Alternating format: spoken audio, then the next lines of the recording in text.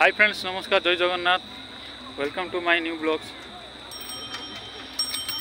तो चलते आज वीडियो स्टार्ट करिया।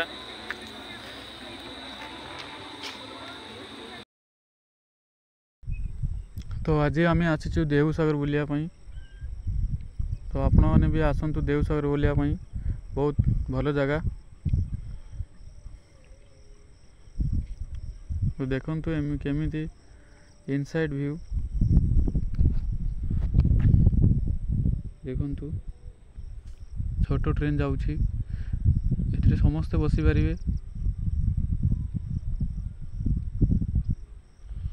लाइट देखु केमिति लगी, लाइट गुड़ाक बहुत भल देखा जाउची।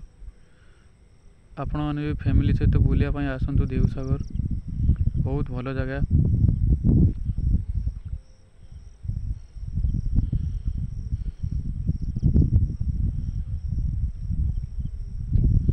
ये देखिबार थे आपण माने ऊपर केमिति लाइट लगा जाइछि। एपटे मैडम हाई करछंती,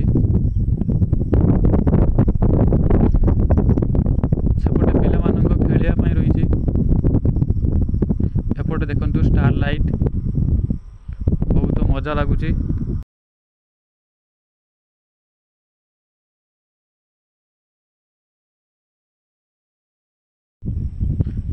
एपटे देखंतु ट्रेन टे आसुची।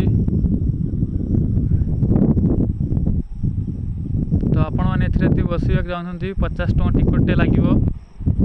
तो आपण माने बसी एंजॉय करि परिबे।